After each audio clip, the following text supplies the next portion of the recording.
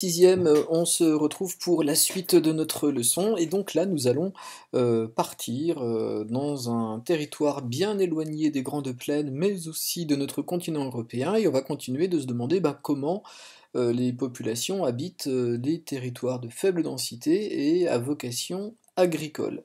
Alors cette fois-ci, je vous propose d'aller, dans un territoire qui s'appelle le Maafali et 1 chose que vous devez faire absolument, c'est lire très, très bien le dossier de votre livre qui est page 226-227. Les documents sont intéressants, prenez le temps de bien les lire, de bien les comprendre, de les comprendre au mieux, cherchez les mots difficiles si nécessaire. Chaque document apporte des informations.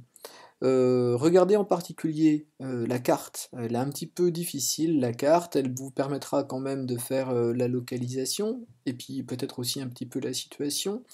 Mais regardez bien, passez par la légende et essayez de repérer, ce Maafali, je vous dis tout de suite, il est ici, hein. On arrive à le distinguer grâce aussi à cette carte de localisation qui est ici. Les photographies aussi, méritent d'être regardées avec attention. Nous, on les regardera plus attentivement au moment de la correction.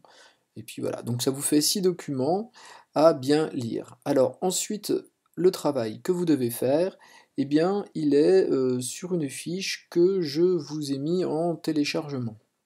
Donc cette fiche, elle vous permet sur une page de pouvoir répondre à une série, de questions. Donc vous devez répondre à ces questions uniquement après avoir lu le dossier, page 226-227. On va commencer classiquement par la localisation et la situation. Ensuite, on va, faire une première partie sur, habiter, c'est travailler et quelle est l'agriculture qui est pratiquée ici. Alors, nous, on avait terminé par l'agriculture quand on avait été dans les grandes plaines, là on commence par ça. Donc quoi? Donc qu'est-ce qu'on cultive, ici? Quelle est l'agriculture pratiquée? Conditions du milieu naturel. Donc là, tout simplement, en regardant les documents indiqués, allez voir, quelles sont les différentes conditions que vous pouvez relever pour le Maafali. Documents 1 et 6, comment? Alors quels sont, les moyens à disposition des, agriculteurs? Quels sont leurs outils, leurs énergies? Voilà. Et enfin, document 1 et 5, à quoi sert cette agriculture? Qu'est-ce qu'on en fait? Dans quel but fait-on de l'agriculture ici? Alors ensuite, vous avez, d'autres questions dans une deuxième partie.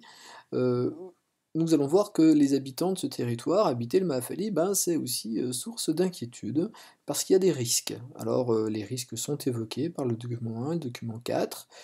Quels sont les risques ou les difficultés qui peuvent, être menaçantes pour les habitants de ce territoire? Et puis après, on se loge. Comment on se loge? On se déplace. Comment?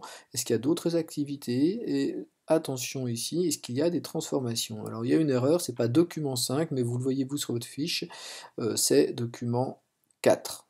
Donc voilà, je vous souhaite, un bon travail. N'oubliez pas de commencer par la localisation et la situation. Si jamais vous ne pouvez pas imprimer la fiche, c'est pas grave, hein, vous l'ouvrez quand même sur votre écran et elle vous sert à prendre en note les différents éléments. La localisation, juste un petit rappel, c'est dire où c'est, la situation, eh bien, qu'est-ce qu'on peut déjà savoir de ce territoire? Quelles sont les informations dont on dispose pour, le décrire un petit peu et le comparer à d'autres.